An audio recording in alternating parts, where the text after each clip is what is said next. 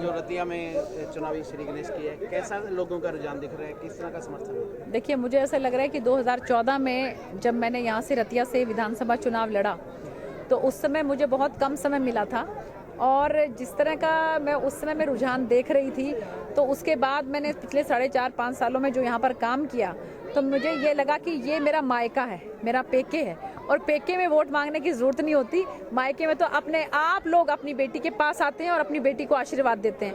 तो वही एक बेटी वाला आशीर्वाद मुझे चारों तरफ से रतिया में मिल रहा है और मुझे ये पूरी उम्मीद है और मुझे ये उम्मीद ही नहीं, मैं विश्वास करती हूँ इस बात पे कि जिस तरह से मैं जनता के साथ रतिया में पिछले 4.5-5 साल में लगातार जुड़ी रही हूँ और इन लोगों ने भी इतना जबरदस्त मुझे प्यार और स्नेह दिया है तो सिरसा लोकसभा की 9 की 9 विधानसभाओं में से मुझे उम्मीद है कि शायद रतिया वाले जो हैं वो अपनी बेटी को सबसे ज्यादा मार्जिन से जिताने वाले हैं।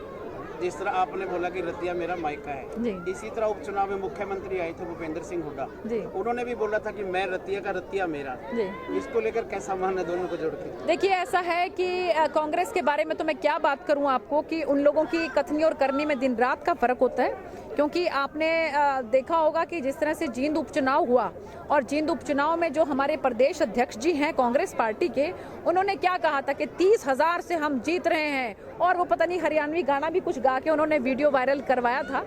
और उसके बाद आप लोगों ने देखा कि जमानत जब्त होते होते तीसरे नंबर पे वो लोग पहुंचे और जमानत जब्त होने में सिर्फ 700-800 वोटों की कसर रह गई। तो देखिए, उनकी कथनी और करनी में तो दिन रात का फर्क है।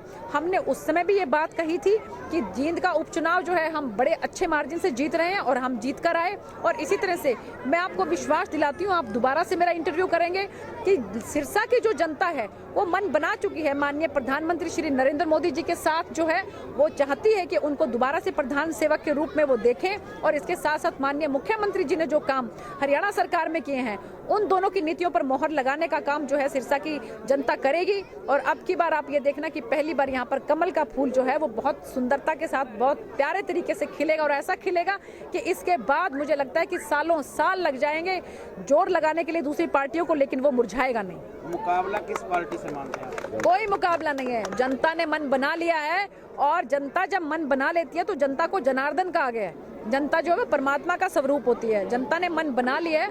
आप देखिए क्या जबरदस्त हुजूम चारों तरफ है। आज रतिया में मेरा पहला ही दिन है जो हमने आज प्रचार शुरू किया है तो उसमें चारों तरफ जो है लोगों का हुजूम जुड़ा हुआ है और पूरे के पूरे गांव, अभी हम मिराना गांव होकर आए हैं, हमारे जाने के तुरंत बाद बिना हमारे किसी भाषण के उन्होंने पहले ही ये बात कह दी कि जी हमारे नगर ने पहले ही मन बना लिया है कि हम सब जो है आपके बाद भारतीय जनता पार्टी के साथ जाने वाले हैं।